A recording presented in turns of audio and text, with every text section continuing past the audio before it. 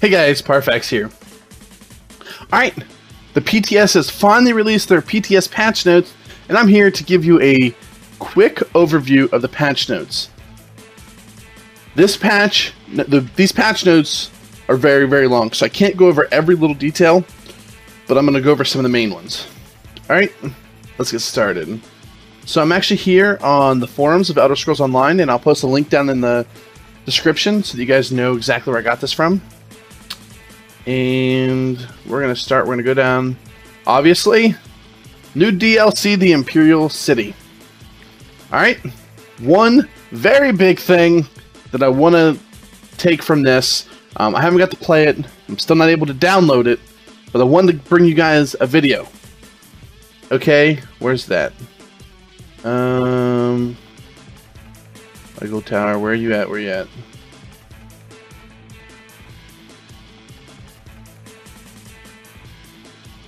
Hatteras, keeps, outposts, and scrolls will generate 0 points. Ownership of resources will generate 1 point for scoring points, blah blah. So they changed a lot of the ways you get points.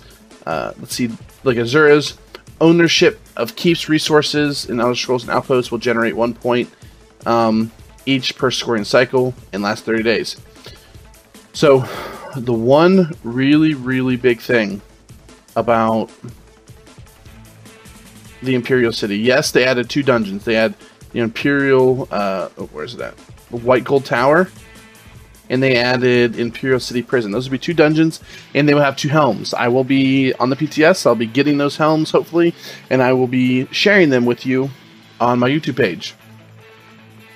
But obviously I haven't been on it, so I don't know yet. Telvar Stones is going to be the new coins, basically. And these are going to be used to get new armor, get materials, and that kind of thing. And the one big thing, and it was one thing that people had on their mind, they was like, well, I want to be able to access it. Access to Imperial City is granted to all allies in the Hatteras campaign, regardless of keep ownership. Absolutely huge. So when this goes live, you're going to be able to play it no matter what in Hatteras. Having said that, it's probably going to be pop locked, and there's going to be a lot of battles going on inside Hatteras. That way you can't have one faction, Red, trying to dominate everything and keeping it for themselves. Nope, you'll be able to go to Hatteras anytime you want, go into the Imperial City no matter what.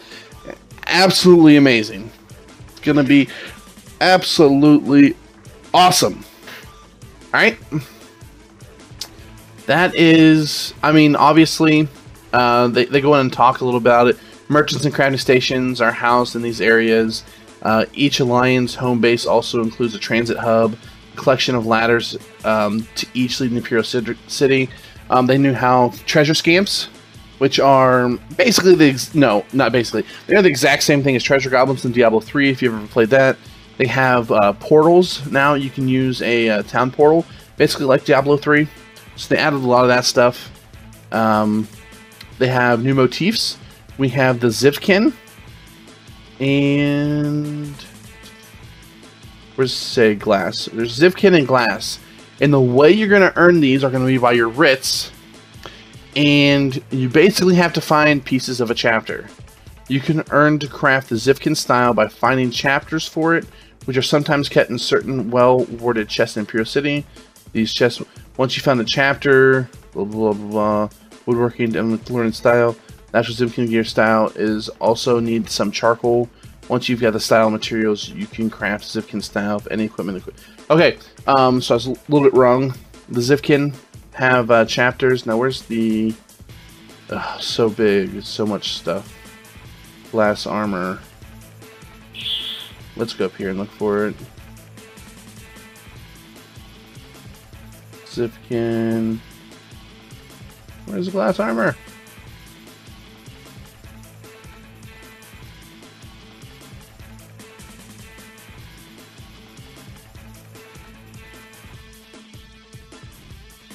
Glass style motif. There we go. The secrets of crafting glass arms and armor have begun to be revealed. You can learn to craft glass style by finding the chapters of the book for it. These chapters can be torn into unreasonable fragments by ravages of the time and travel, but can occasionally be found slipped into a reward for blacksmithing, clothers, and woodworkers. Once you've gathered 10 fragments, you can reconstruct them into a readable chapter. Okay? So, basically what this is, you know how you have Dwemer, and there are chapters for this book. They have taken that to where now it could be chapters of a chapter, or what they call, what is it? Fragments of a chapter.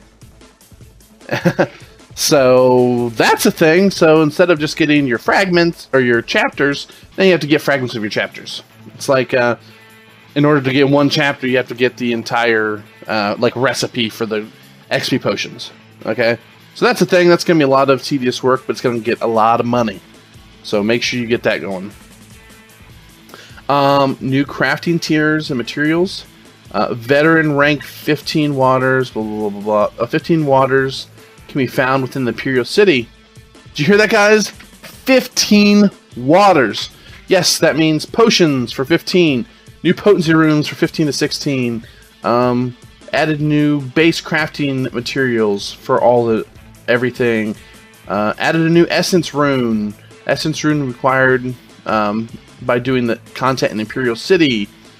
Added new recipes for provisioning. These recipes will be veteran rank 15 food and drinks. Food and drinks 15. Veteran rank 15. Yes, I'm getting a little excited. It's the first time we've actually had something super awesome in a while here for Elder Scrolls. Inventory upgrades. We've added 3 ranks of bag upgrades. Battle leveling for veteran ranks. Player characters of veteran ranks 1 to 13 will now be battle level to 14 in Cyrodiil. That's pretty cool if you're not veteran 14. Okay, one other thing that is going to be going on. This is just a lot of information. I'm remembering it / reading it because I can't go down and read it all because this will be like 3 hours of reading. There is, let me go right down to it here.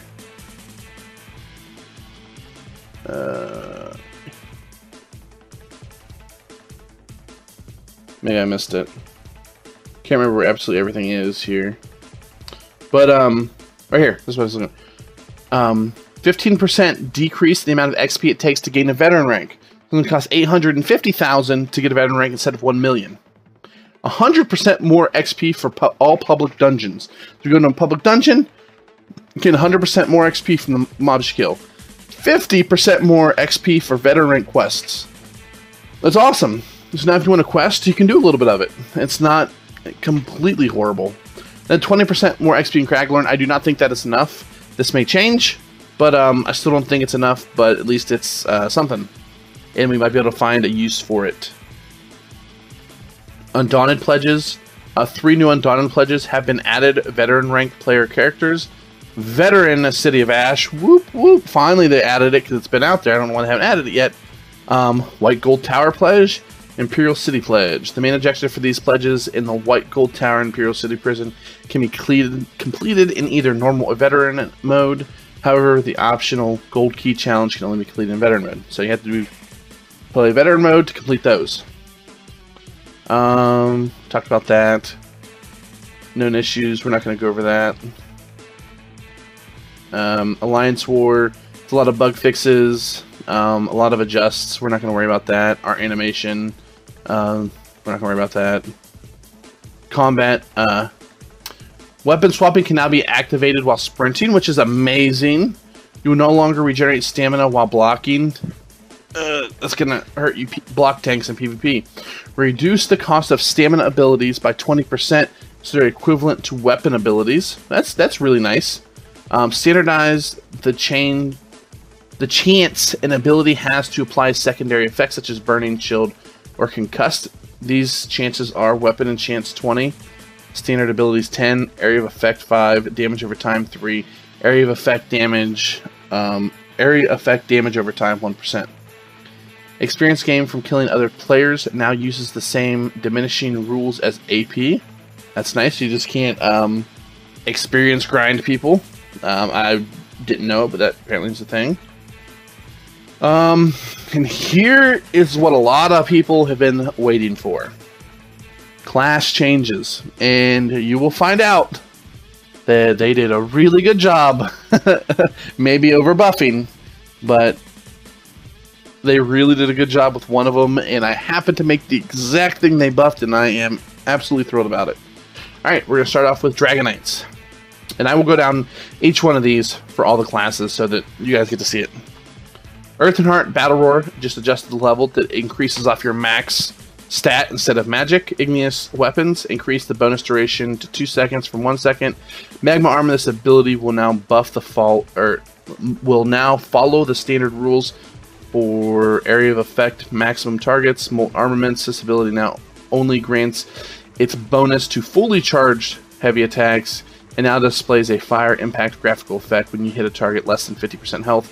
Basically what I mean is you could do a medium attack and it would grant the bonus. Molten Weapon, this ability only grabs fully charged heavy attacks. Obsidian Shard, this ability now applies a direct heal, which is nice on an ally near the target. Obsidian Shield, this ability morphs no longer cause targets to automatically unsheath their weapons. Little bug fixes. Shattering Rocks, this is a nice change. Fiction issue where the rank 3 of Shattering Rocks costs slightly more than other ranks. That's not what I'm talking about. Stone Giant is what I was looking at. Stone Giant, Stone Fist Morph. Reduce the cost of this ability by approximately 20%. And then Stone Fist, increase the range of this ability by 20 meters. That's a nice little improvement to it. Ardent Flame, Molten Whip, and Flame Lash will no longer set targets off balance when the ability misses. Flame Lash, instead of direct heal, this ability will now reduce the amount of health by 25% and apply a heal over 3 ticks. We also increase the damage versus off balance by 25%, which that's kind of good. Shifting Standard. I jumped down a little bit on accident. Shifting Standard fixed an issue where this ability's synergy had no cooldown. We also fixed an issue where ranks 2 and 3 or 2 and 4 were no longer doing less damage after moving to standard. So that's a little bit of a nerf to that. Dragon Leap fixed an issue where the wings for this ability would occasionally not spawn if the ability was used after dodge rolling. We also fixed an issue where this ability, after hitting an enemy with Petrified, caused an issue with the animation. Volatile Armor fixed an issue where ranks 2 through 4 of this ability were dealing physical damage instead of fire damage. So that's good. That's a little bit of a better buff there. Alright. Nightblade, my favorite class. Double Take. You will now move as fast with Double Take while stealth as you do when under the effect of rapid maneuvers. Executioner. Fix an issue where this passive only granted 3 ticks of regeneration instead of 4. Grim Focus. This is an awesome. The Bow of Assassins is now easier to see in first-person view, and now can be activated after 4 light attacks instead of 7. Absolutely amazing. Another good change. Lotus Fan. Increased the initial hit damage for this ability. Mirage added Minor Ward to this ability. Another good change. Incapacitating Strike. The stun from Incapacitating Strike will now properly grant CC immunity. Mark target the heal for this ability, and its morph can now crit. Awesome. Teleport Strike. Increase the stun duration for this ability by 2%. Awesome. Fix an issue that was causing the stun to not grant monsters CC immunity. Fix an issue where canceling this ability mid-cast would cause weird visual issues. Siphoning, Agony, adjust the visual effects. Drain Power, here we go, big one. Drain Power, increase damage of this ability by 20%. Magic Nightblades, you like Step Essence. Now it does 20% more damage. Yes, the Stamina Morph does as well. But 20%, guys. 20%. Big. What is, I don't even know how to say that. Whatever. Agony. Morph. The damage from this ability now properly hits target closest to the stun target first. Starting with the stun target. Fix an issue with the visual effects. Increase the damage bonus from 2% to 5% per second, which is good. Siphoning attacks. Oh, when I read this, guys, I was so happy. So happy. Alright, Siphoning attacks. This ability no longer is a toggle ability. Wait, what? Remove the power and spell debuff. Your attacks now deal full damage. Holy crap, guys. Absolutely amazing. Yes, amazing, amazing, amazing, amazing. This ability no longer restores a % of your magic or stamina. Instead, it restores a fixed amount. That's fine. You will no longer build up extra visual effects on your weapons when ability casts multiple times. The Soul Tether, this ability will no longer apply to tether effects unaffected enemies. Whew. That was a good little stretch there. Bolstering Darkness, fix an issue where this ability's synergy was healing for slightly less than intended. We also updated the tooltip, the Reflected Synergy. Refreshing Path, the heal over time from this ability will now stick to your target and will continue the effect for 3 seconds after leaving the path. So once you leave the path, it'll still heal you, which is kind of nice.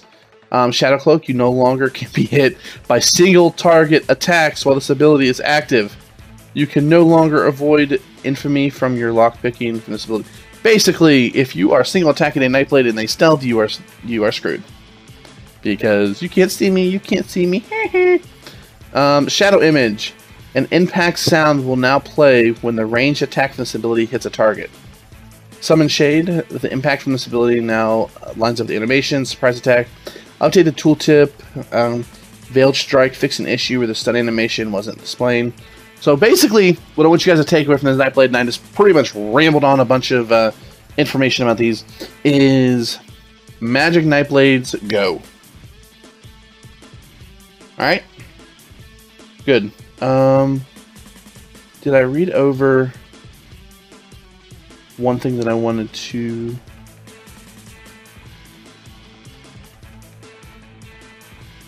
I don't see it, so I must not...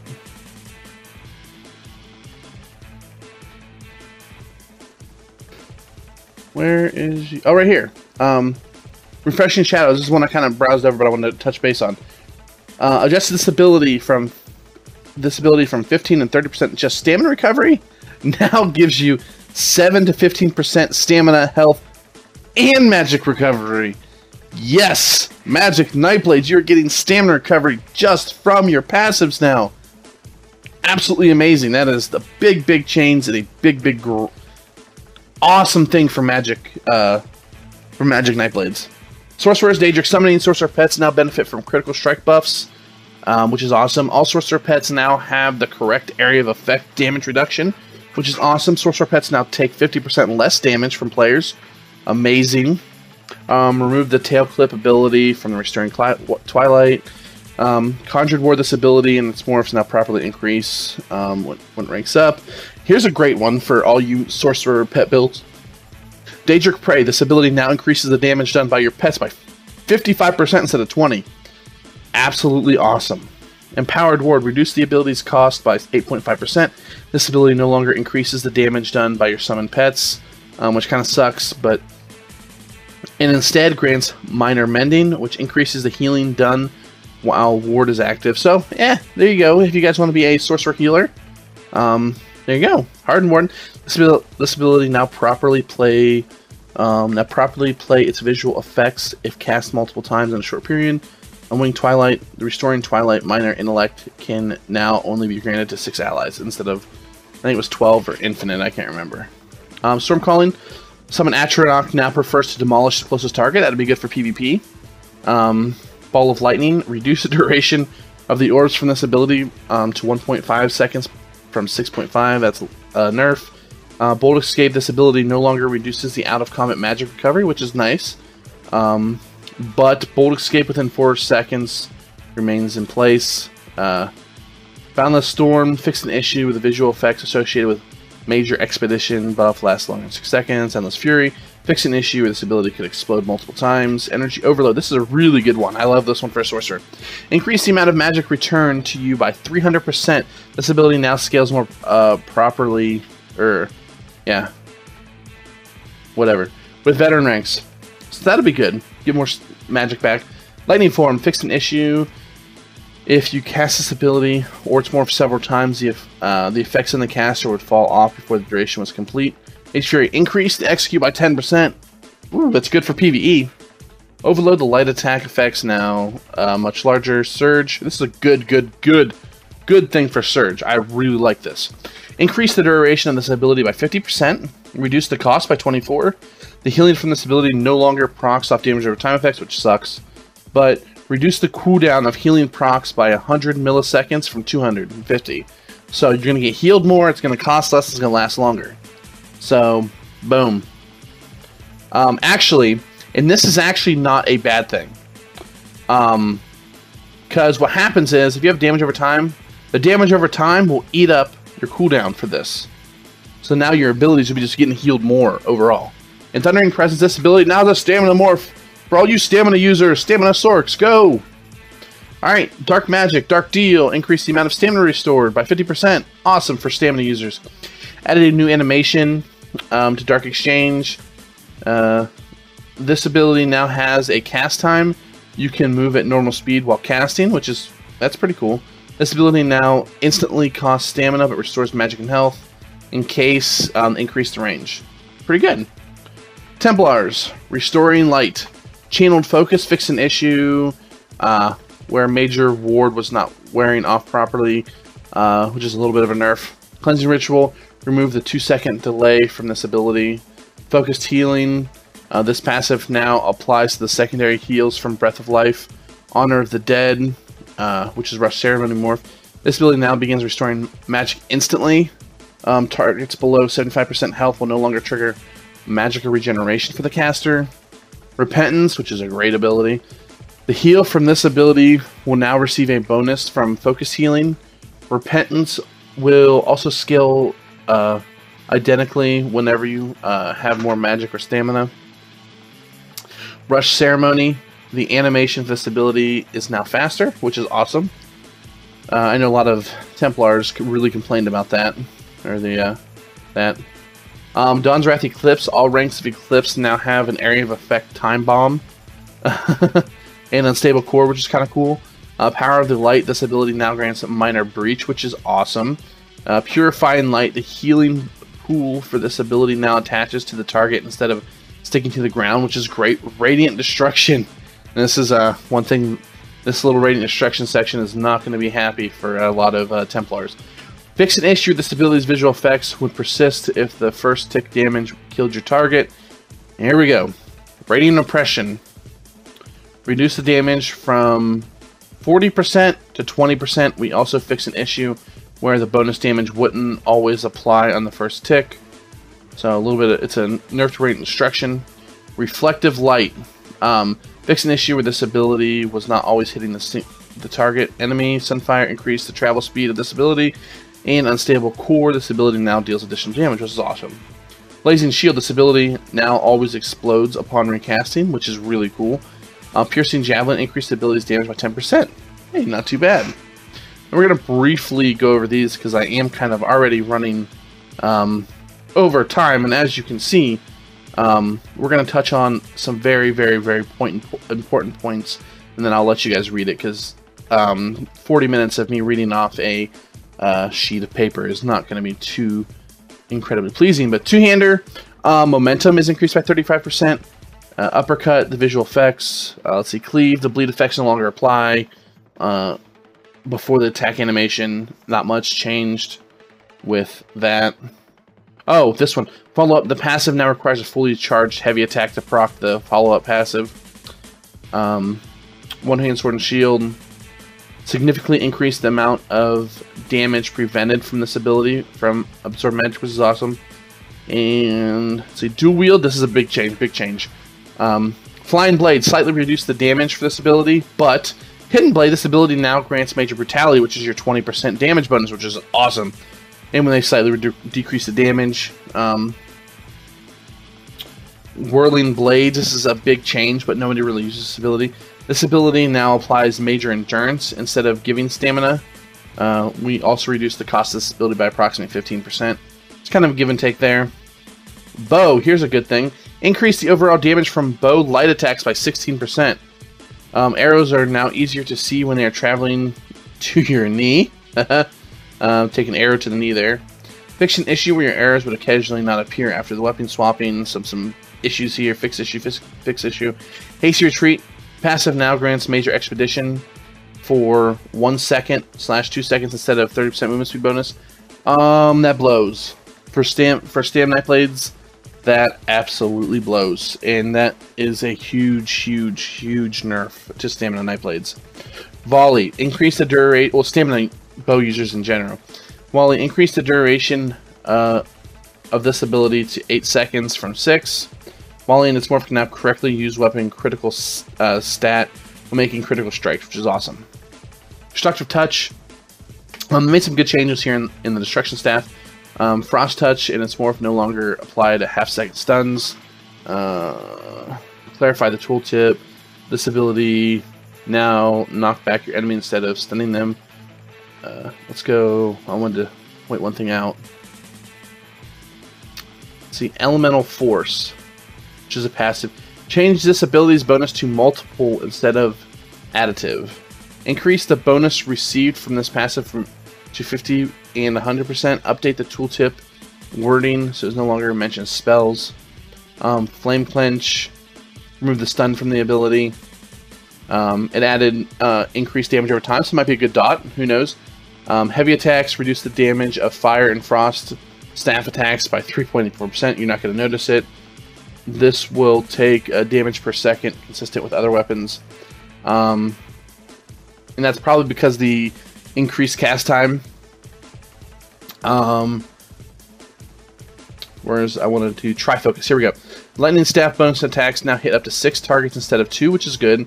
Heavy frost attacks. This is what I really, really like. Heavy frost attacks now grant a damage shield for 8% of your maximum health when maxed out. That could be really, really good.